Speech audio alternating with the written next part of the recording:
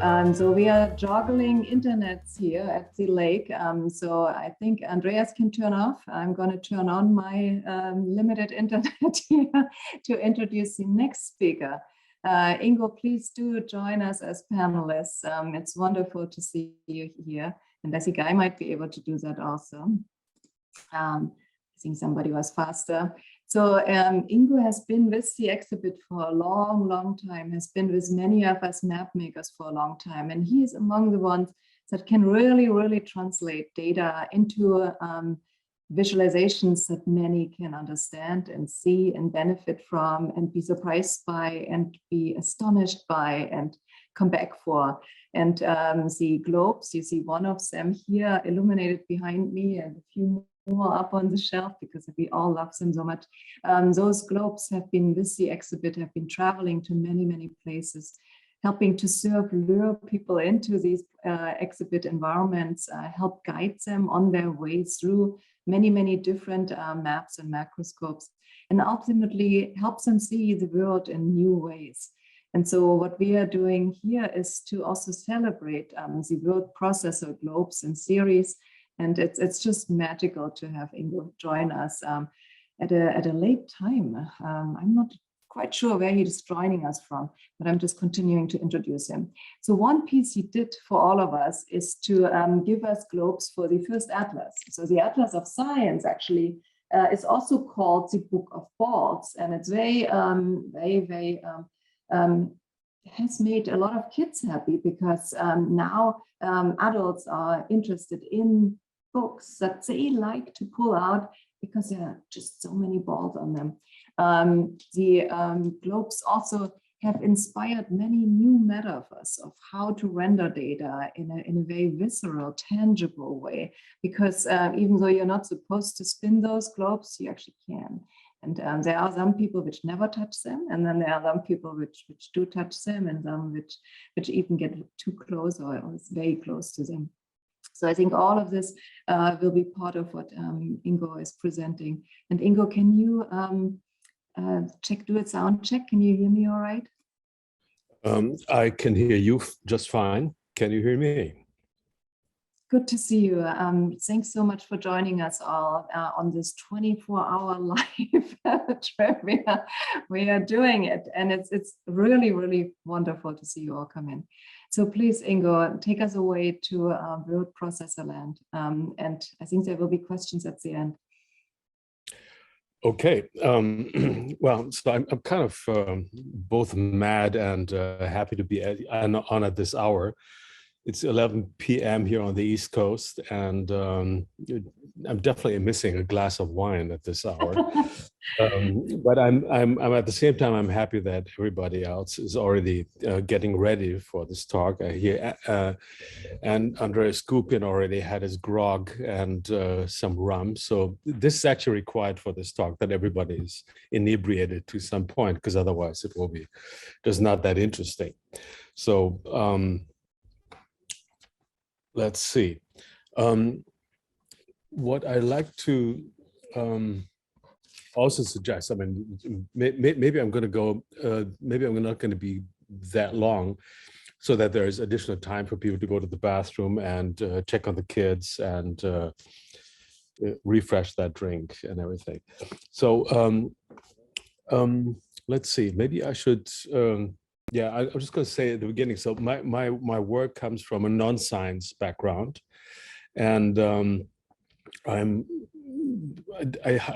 hesitate to say I'm trained as an artist, but that's sort of my my background to work in the art field and to show my work in that context. How I got to this is sort of like a different story. It has a little bit to do with trying to do things that I'm really not very qualified for. My art, what got me into arts was something where I tried to use technology instead of talent. And I figured then you still need content. If you're not so much expressing yourself, then maybe you need something else to express or something else to explore. And in the end, that was kind of the totality of everything. I just like trying to understand it and using artistic means to do it. But then again, I don't have any particular talent, so I had to go to technology, and everything got very complicated. But I ended up with globes, as I want to make this long story short. So it's not really data visualization. It's more, for me, it's a tool to understand things, because I inherently don't really understand things. But let me see if I can share my screen, and we can see if that one works. And okay, so I'm not sure if I can, if people can see my screen. Yeah, we can see your screen. Yeah, okay, thanks for the feedback. So here are a couple of URLs where you can see the work. That initially, I should also say, I should thank Gorbachev for changing the borders in the late 80s, because that made it possible to buy all these outdated globes and experiment with them. Otherwise, it would have been way too expensive. So thanks to the whole process that led him to change the borders. And as this has also to do a lot with experimentation, destruction is something that's very important, not in this particular sense, but I thought at this hour, it's a good thing, a good way to begin the destruction of the globe.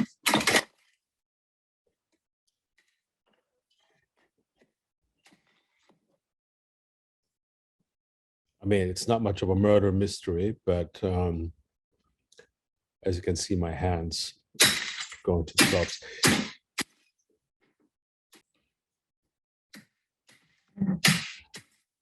So you can actually tell that that the globes are pretty sturdy, and it actually needs a hammer to destroy them. But despite that, this is one of the biggest problems, that the globes get scratched up and sort of, become unusable after a while, because people don't know how to handle them, and they break them even though they try to be careful. So much for murdering globes. And in this context, I just want to say that I destroyed probably more than 1,000 globes, and then also made it a condition. This was an exhibition that was in China about a year ago, and it was stipulated because they didn't have the money to, they produced everything there, they didn't have the money to send it back. So I said, in that case, please destroy it, and they were more than happy to do that. So let me show you some other.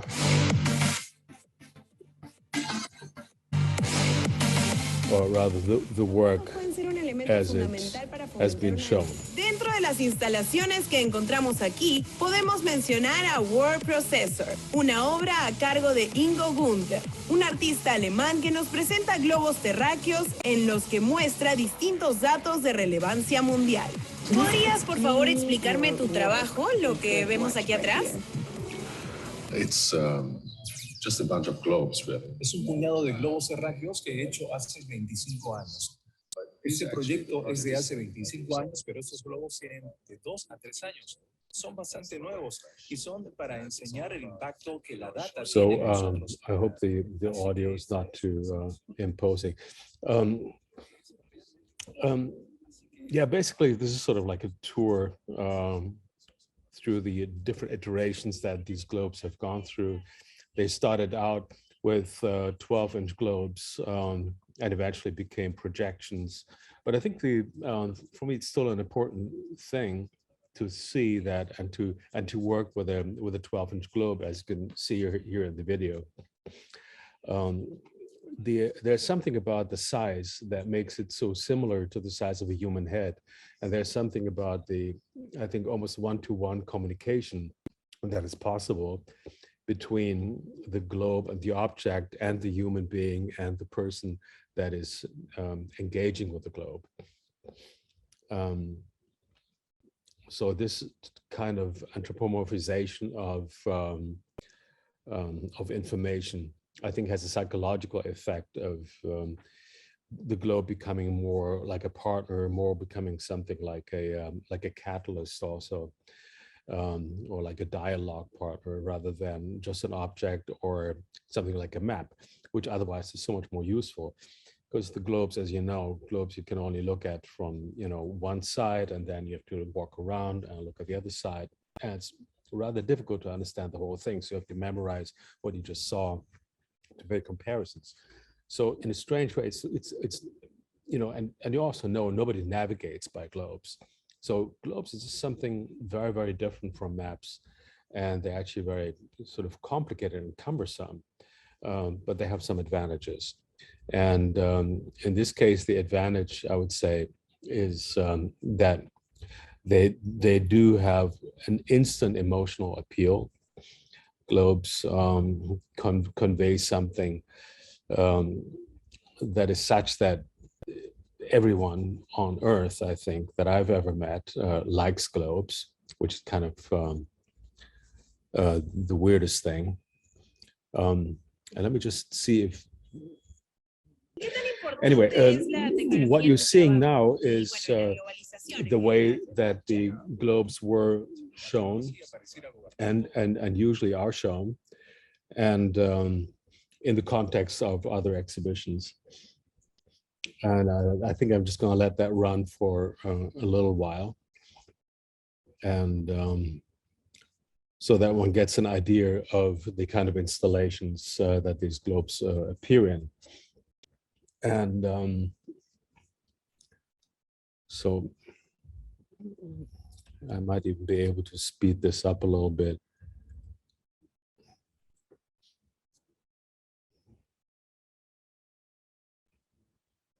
Didactic quality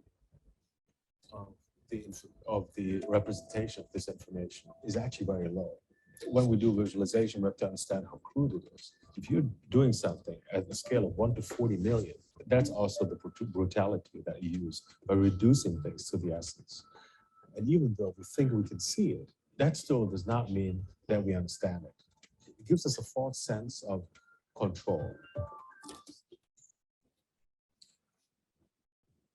So what I like to sort of say in the context of this is that what the globe is really useful and good for in my case is that it also allows, because it's always not just like a limited map, it's the entirety of what we would call our universe.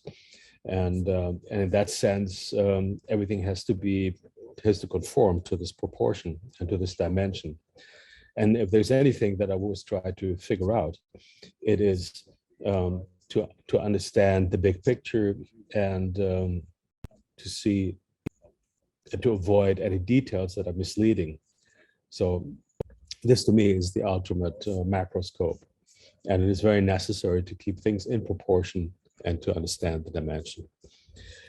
And it was very sort of inspiring and great this afternoon to hear about uncertainty and the fact that weirdness is a good thing and is actually inspiring and makes things worthwhile in the process of research and getting to new results and considering new ways, and also trying to work on comfort with the lack of clarity, and that the reckoning that there is always more, that the more we know, then there are always even more questions. So in art, I would say this is sort of the basis that we're dealing with. And we do it in two ways. One is we are creating comfort for ourselves as artists through the practice, or the artistic practice, as some call it. You may also want to call it art therapy, but in engaging things in this sort of direct way. It's an almost pleasureful way of dealing with uncertainty and trying to figure things out and trying to come to terms just by being engaged in it. And at the same time, it is also knowing that there's no way of ever really figuring anything out that is fundamental unless you really do it for yourself and you do it privately. And so ultimately we know that we can't. But also knowing that there is this disability on an individual level, this non-ability, that really is also almost kind of empowering.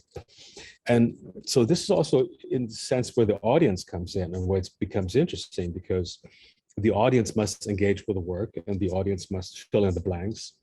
And the audience has to interpret the work, has to speculate, has to also misunderstand, and all that has to be allowed, and it has to be done ideally in a way that transcends logic, because we don't have all the facts and we are not in the position to really provide that and then have an equation, because everything is so incredibly complex, and we know that we don't know enough to ever really completely apply a logic. And maybe this is where also principles of pleasure and beauty come in. And as a sort of saving grace, I find that easy, relatively easy with the work, because whenever I show these pieces, I realize that by virtue of them being illuminated, being colorful, being round, and being many of them, they always engage people in a way that they cannot quite understand and they cannot quite either dismiss or embrace, but they're almost like subject to it. And that creates a certain openness, which again is sort of like a technique almost, not that I'm really using it consciously, but it is something that I think any artist has to work with to also to open up questions in the audience, to make things unsure, to lead somebody astray so that they try to find their own balance and come back from that. And maybe with that come to a new understanding of themselves or whatever subject matter that there is. So this is kind of the environment of art that I wanted to mention in this context of mapping, where I think the very notion of art is something that I'm still very attached to, even though over the years I've also seen in my work that I'm trying to be more and more and more objective, and that as the work has almost escaped the confines of the art world, which I always wanted to, because I did feel confined there. But there are now other demands on the work in terms of objectivity, in terms of legibility, in terms of clarity. And that is something that is, it's almost not really, my own, my very nature, but it's a big challenge, and it's an interesting challenge. But it is definitely at the expense of doing things that are more prankish and that I try and have fun and call things into question. What we're seeing here now is a large globe. It's 6 meters diameter, 20 feet diameter, consists of 10,000 OLED panels, and has an 8K resolution, at least in terms of input. Output is more like 4K, but it's a huge globe that's located at Miraikan, which is the Japanese sort of future house, I guess, as it's called. It's the Center for Emerging Technologies and Innovation in Tokyo, in Odaiba. So this wonderful contraption, when it was first started, or for the first iteration, I think it was built into the building in 2001. But then 10 years later, luckily, because of the economic downturn, as you may remember, in 2008, there was all the sponsorship money, and that went into the Science and Culture Ministry, and they sponsored this project. And so a new globe was devised, not by me, but by under the leadership of Dentsu. This was built, and I got first crack at designing some programs for it, which is kind of the first time that I've worked with dynamic maps, which is a whole different animal, and really threw me for a loop. So I was just like teetering on the edge of like, this can't be done. You know, it's not the kind of thing I do, and I don't understand how to do it, and it doesn't make any sense, but in the end, I was able to, I think, come up with sort of like a reinterpretation of some of the works, and in some way also an improvement, or just really an expansion. If there's more legibility in there, I don't know, but there's some kind of entertainment value, I think, or at least informational or infotainment value. So what you also, I think, can, and I'll just crank up the audio a little bit. What you may hear is a soundtrack. The data needs or could have a soundtrack is maybe something weird, and maybe should not be allowed, but I had no choice. I had to create a soundtrack because by default, somebody composed some very nice piano music with it that I absolutely hated. And I thought it would take away all the imagination that people would have having this sort of shopping music in the background. So I saw no other choice but to basically create this sort of Mickey Mousing soundtrack where the movements on the globe and the images have some sort of equivalency in an audio sense.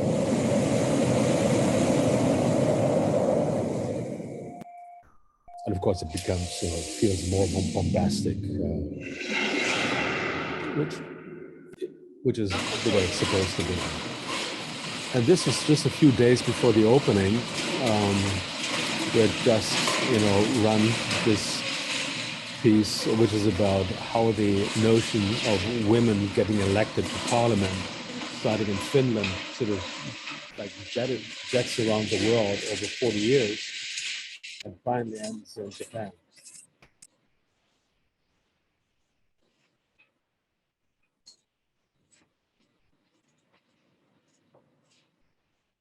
And I'll spare you more of the soundtrack. It gets pretty violent, but this is the day that's called 3/11 in Japan, when the earthquake hit, and it's hitting and hitting, and for like minutes it just goes haywire. The camera incidentally was on a tripod, but that is how everything was shaking, and things were, however, built strongly enough so that there was no permanent damage. It's just some sheetrock and some stuff fell out of the ceiling, but the globe held. So much for Japanese engineering. So my hats off to these people, and the very, very calm demeanor of those that led us out of the building with a smile and with an apology for the earthquake, as absurd as it is. Anyway, this goes on and on for quite some time. But as it goes with making globes, that's not the only sort of mapping I've been interested in. And for the last few years, I've been trying to sort of open up that repertoire, because as an artist, it's also a difficult thing to get stuck with one medium. There's a certain self-branding involved, and very, very difficult to get out. And, everything is so visual, and it becomes very, when it's sort of locked in that ghetto of, oh, that's the guy that does globes. But here's another installation, sort of planning for that was shown in Taipei, in Taiwan in 2018, where I showed, I think, close to like 110 globes all at the same time, in 4 layers to create a kind of universe that people could sort of dive into. And what's kind of interesting, but also kind of predictable, and if you see the actual video, is that, yeah, you know, it was just a little bit too cute. And people took lots of photographs. It was extremely Instagrammable. Art critics hated it. Some loved it. I mean, most of them actually did like it. I mean, this is sort of like a visitor's magnet because it looks nice. But in terms of engaging, this is clearly, you know, way too much information, way too all over the place. 100 different topics, one almost killing another, and at the end, people don't really remember anything. And then you see here, or you hear and see, sort of a condensed version of all the globes that were done over the last 25, 30 years. Actually more like 25 in this case.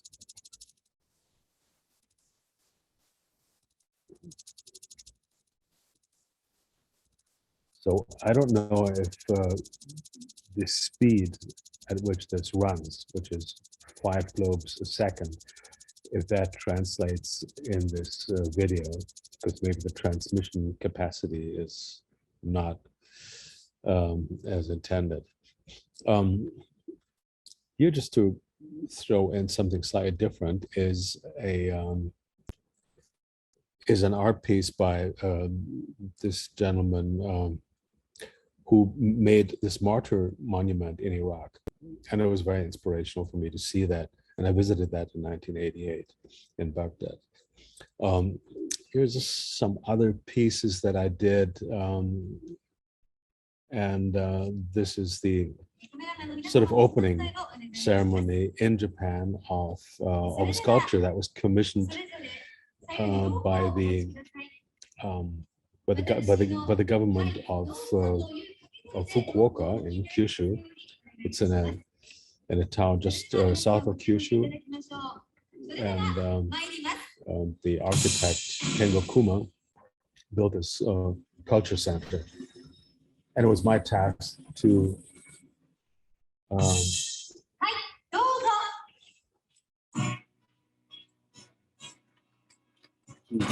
create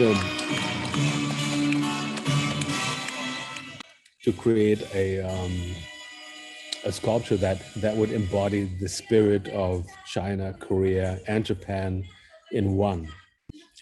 And so this is what I came up with. This is sort of a map, but it's also a sculpture. And if you see it from this side, it's, you know, China and Korea. And if you go around, then you see Japan. So it's a really weird thing. But because I think it has the element of surprise, people that look at it, even if they don't know geography, then they finally discover something. And I think that's always the thing about art, that you need to discover something as a participant, as audience. You only have fun really if you discover something, if you can contribute something that you have made. So your interpretation becomes part of the piece and part of the artwork. And that is something one then can take home. If everything is just dictated and very clear, then it's not something that people normally remember. It's something that has to create a challenge, and then it has to be sort of like an answer to the challenge. And they have to come up with the answer by themselves. So that is this portion. And I think I can switch to some other images here that again show the different installations. This is a large installation that happens to be in Germany with a large globe that I designed. I think we have a video here. Does it play? Doesn't seem to play. Oh, no, it does. this doesn't have any audio. So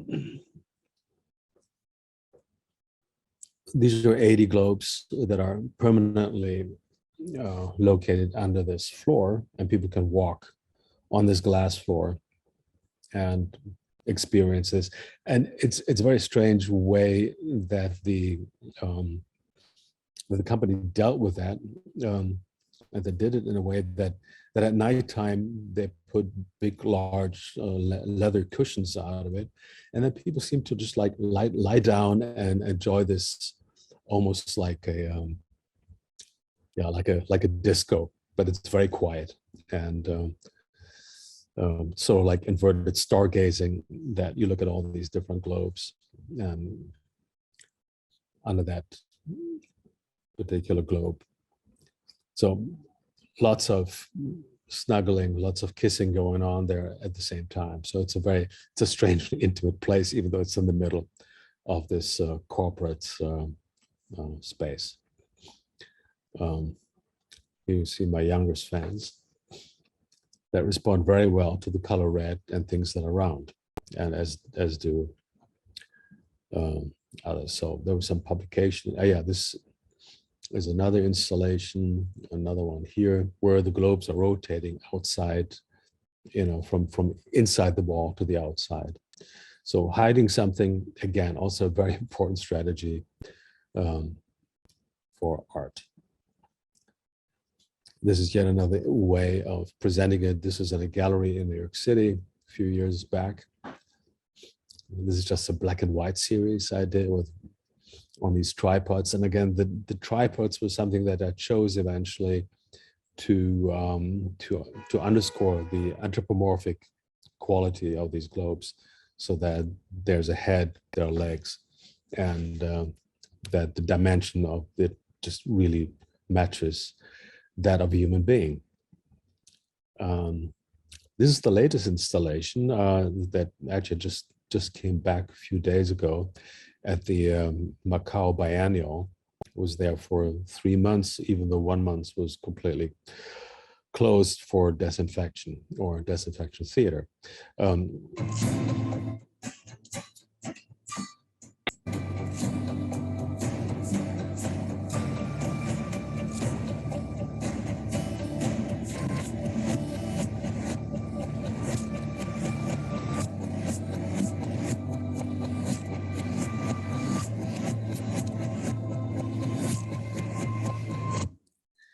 And as you can see,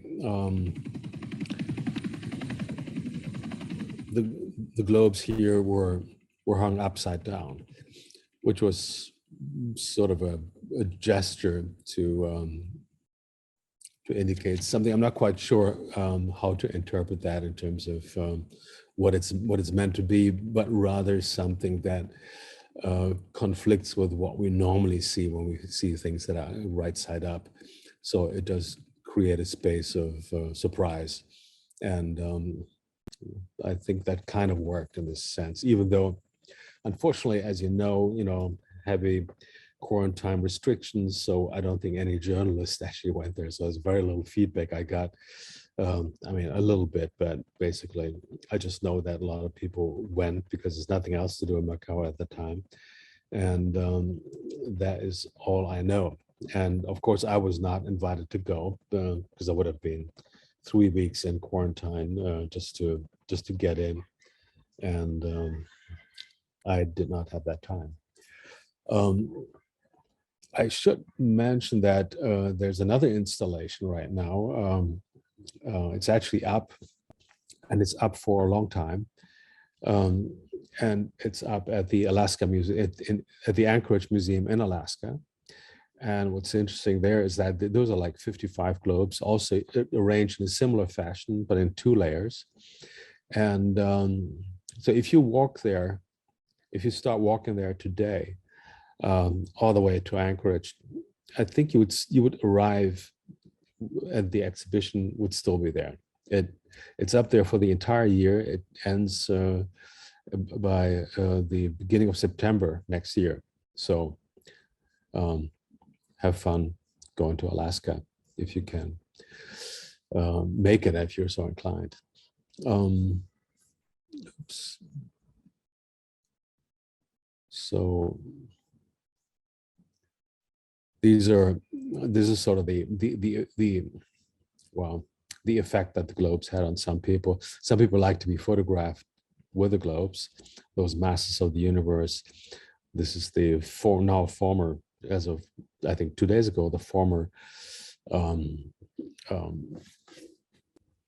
Minister for Education of Germany, who grabbed these globes from a collection of the government as decoration. They're very old and outdated, and they should be destroyed. But then again, always good for props. And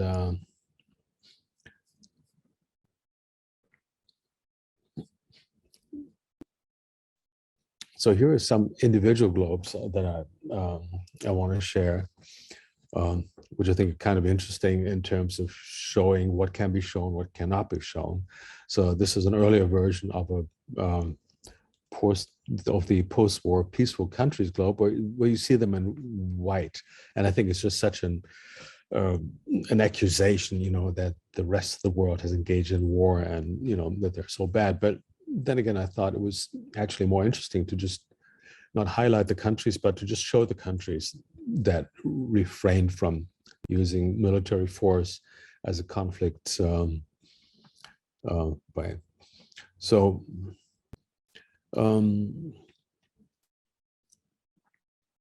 so these are just, I think, sort of showing very little can be more powerful sometimes than showing a lot. Here are different iterations of the life expectancy globe, which is something I've been chronicling for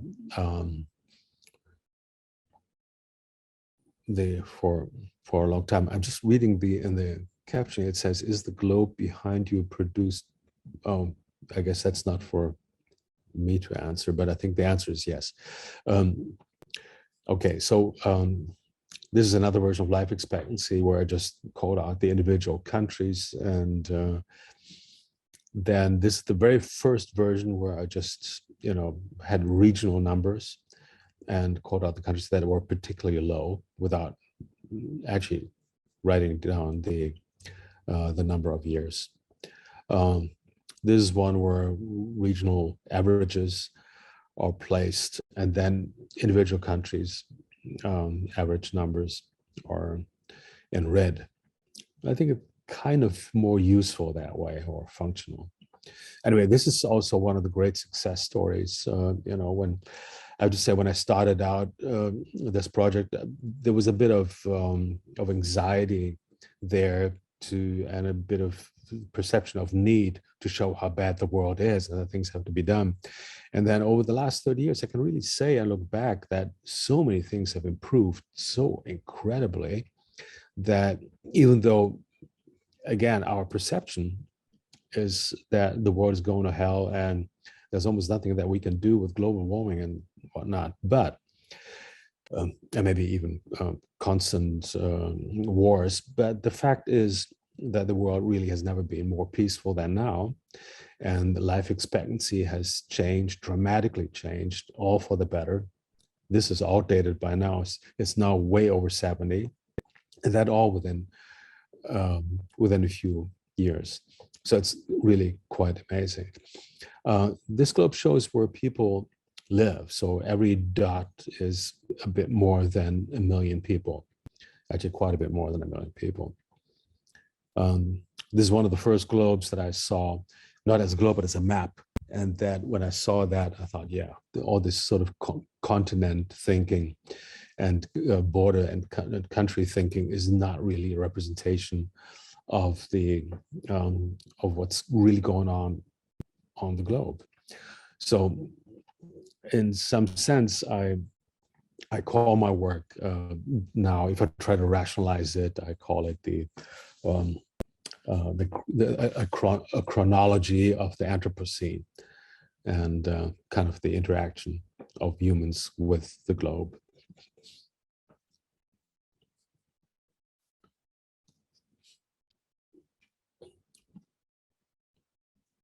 At least I think that has a nice ring to it. So here, these are all different versions, basically always the same data and the same idea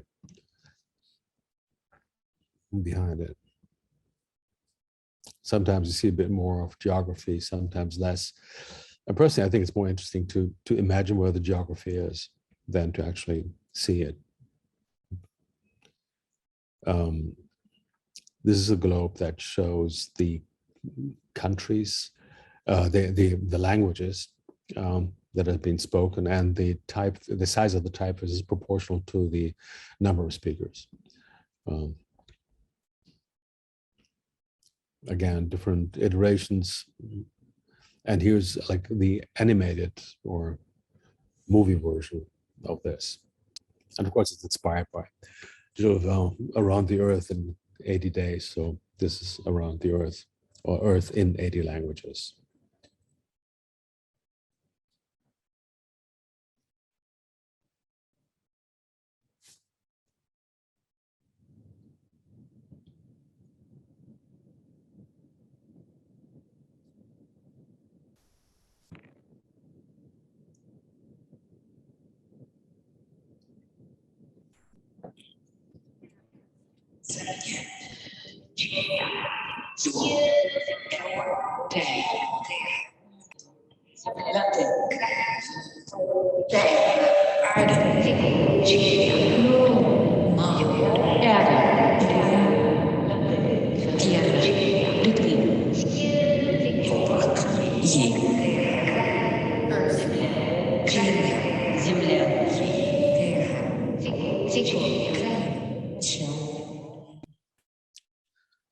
These are all synthetic voices, but they all say Earth or world or globe. Sometimes it's the same, sometimes something very different. Here I took some liberties. Kind of interesting. This shows the ice drifting station. So this is something that happened over the last 100 years, that ships would sort of sail up into the Arctic, and then they would get frozen, and then but the ice would constantly move, and there would be, entering one side and being spit out the other. So what you see at the top is the actual Arctic Circle with a dotted line and all the white showing the Arctic Ocean. And then so I projected the whole thing again, so that now the equator is the same as the Arctic Circle, and the whole thing is enlarged. So it's like two images projected onto itself. Because it's way too detailed at the top.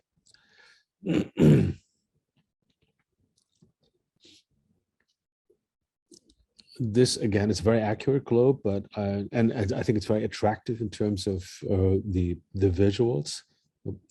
Can I go back? Yes. The problem with this one is it's extremely hard to read, and you really have to spend time with it. So I wonder how good that really is in terms of what I'm trying to do.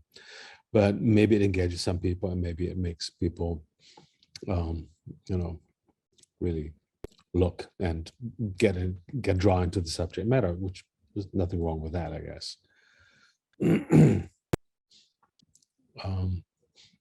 I'm getting a question here by Zarina. It says, she writes, some globe looked like a football ball. Made me wonder if Ingo made one that looks like that with globe statistics about the sport. No, I did not. I consider that, but I have not ever really dealt with sports. I hope they don't look too much like a football, but they are definitely round, but they are bigger than a football. Shaugatucks and bloody oceans, very important. And this has always been a very, very popular globe. Don't ask me why, but I guess people like sharks. And on that matter, there's an exhibition that's going to open next week at the Museum of Natural History here in New York City, and it's all about sharks. So you can get more sharks there. Of course, there's a corollary to that globe where sharks are being attacked. This is about US patent holders. So this is one of the early globes. This is one of the globes, I think, in the collection of the Places and Spaces exhibition projects. And this is another way of showing how the notion of women and actually the law that women can be elected into parliament, how that has traveled from Finland to Japan from 1907 to 1946. And it kind of traces year by year, because almost every year a new country adopted that legislation. And so it came and jumped all over the globe. And I thought it was interesting to map that out. Here's the other side of it. So you can see how it starts in Helsinki and how it goes to from there to Norway, and then goes to I think the US, and then back to Sweden, and then on and so forth. So this is yet another way of showing that slightly more complicated, but also maybe more attractive. And again, we've seen that already. And this is a synthesized version that was done in preparation for a large globe that's in Japan.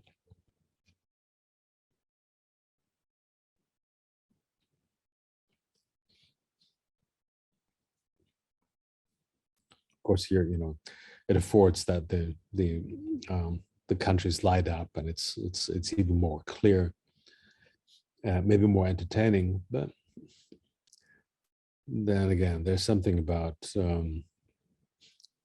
the simplicity of an object that is not moving, that is not doing the work for you, but that you can engage with. So this is, from my own taste, is a little bit too easy to consume. Another one, people power, and different iterations of that. So here again, reductionist globes, just about political borders, no coastline. So these are just man-made borders, and you can clearly see Africa and the borders of Europe. You can also not see Japan, because there are no land borders with any other country. And of course, the same thing is true for England, save for that small Northern Ireland border that Northern Ireland has with Ireland. This again, the same data set, accurate, but I think not at all interesting, because here we really have the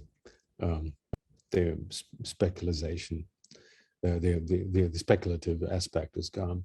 So I'm reading from Katja that she writes, when you design a new globe, do you start with a hand sketch or data visualization or metaphor? Or, good question, never a sketch. Just way too difficult to sketch something out on a globe. So much easier just to imagine this. And there's also no software where you can do that easily. So it's just better to actually take a globe and at this point, I think I know kind of what I'm doing. So, but it was never really that hard to imagine how things pan out.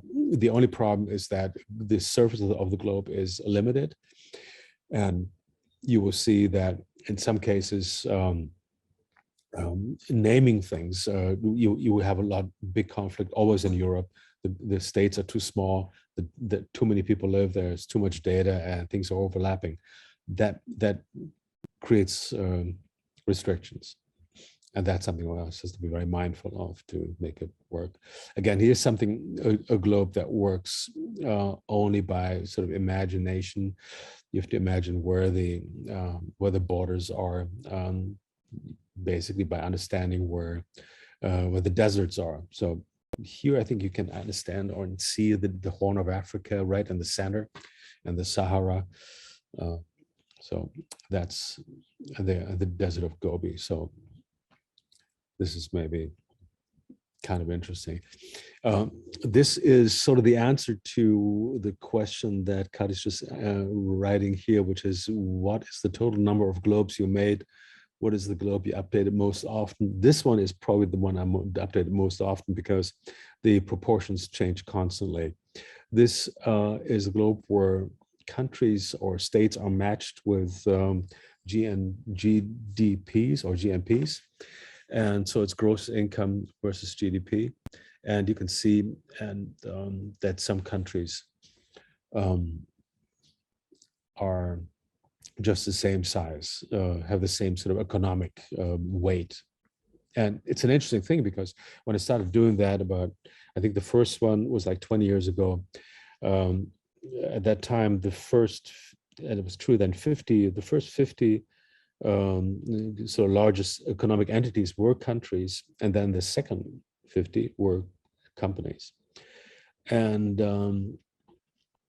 of the top 100, and that has shifted.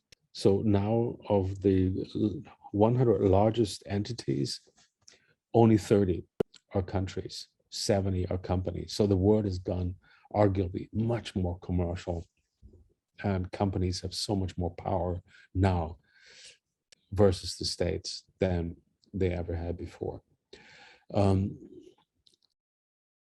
Again, maybe it's funny to see that there are countries that are the same size as Rubbermaid or Timberland, which Timberland is not Timberland, clearly. Okay, this is a little bit maybe questionable to do this, but because trading companies, of course, have an incredible volume. So to match Africa with Walmart could be considered, not quite cool in terms of the equivalence. Same with banking or insurance companies. This is so much money that they're actually not producing; they're just hoarding. And I'm sort of slowly but surely coming to an end here. And I'm just gonna sort of zip through these images here, since there are 3 more minutes. And yeah, the fiber optic cable network, kind of interesting to see how much connection there is. I hope the globes are not upside down. That is true, except maybe in some cases. So submarine fiber. This is sort of one of my favorite globes. This shows the economic jurisdiction that countries have over the oceans. And there's a different version of that, which is this one, not very interesting again. This one is my favorite one, where the countries are actually blue, and you can see kind of in the center of the image all the sort of ocean terrain that Japan is commanding, which is larger than the land mass of India. And another interesting thing is that by this measure, in terms of surface of Earth, including ocean, France is the largest country on Earth because of all the overseas possessions, all the islands where countries can then expand their jurisdiction for exploration and economic exploitation about 200 miles in each direction. So it's a very different world that we're dealing with now, especially now that we can exploit the seafloor and have so much information about it. And this is a nice little animation, and maybe that's just what we need to end this talk, and I can finally have a glass of wine. And it would be really nice to have that glass of wine together, Ingo. Sorry, we can't do that right now, but there will be a time when we can. So I heard there were some questions about the scale of all of these globes. So this is a globe. This is a map of science globe. And it's beautiful. I love that one. And actually, if it is illuminated from inside, it shines through. So all of the little white dots, these are actually areas of science. And they are connected by the linkages that they have with each other. And it's really larger than a football, I would argue. And it's just very, very beautiful. And behind me, Zorina and others, is that globe of all the countries which have decided not to engage in war. And it's basically empty. So you will see this always on my Zoom window, because I find it puzzling and fascinating that there are so few countries which decided to live their lives this way. And so thank you, Ingo, for bringing us so much insight. Yeah, right. The actually correspondence I had is a good one. Ingo, thank you. It's always a treat, and I love to see so many cool new works. And again, it's always an inspiration. And these globes have been with me now for a long, long time, and I love it. Thank you for giving this gift of insight to all of us. And I hope many of you are now going to try to own one of those. Ingo, if people are interested to have one of those globes, you know, they're cool. What do they have to do to get one? Oh, they have to, like, maybe their firstborn or something like that. Or a visit to their wine cellar if they have a good collection. I have to admit, they're like the economy. I mean, the raw material of a globe is actually not that much. And I have to mention that I'm getting incredibly nice support from a company in Italy called Novarico. They make a lot of globes, and they've been very, very supportive. Almost like, yeah, this is like one of them. This is a globe that I didn't even make. They just come, you know. There's a company also part of that group called Atmosphere Globes. I think they make one of the most beautiful globes, and they're coming out of Denmark, but they're produced in Italy, and they're also pretty affordable. This is what I'm using now for my globes, and I use that as sort of substrate, so they're very easy to work with. But the globes are incredibly expensive because it takes so goddamn long time to make them, and one has to have, you know, one has to store them, one has to have a studio and all that. So it's a complicated process, and I think they're way too expensive to even mention. So but for my friends, I do them at cost. So yeah, and I think there's still the plan, Ingo, to make a lot of science globes. So let's get back to that one. Thank you for joining us tonight. I would love to have a glass of wine with you right now, but I think it's kind of problematic with all the globes and I just see transportation of wine immediately doesn't work. So please do enjoy, and thanks so much for coming in.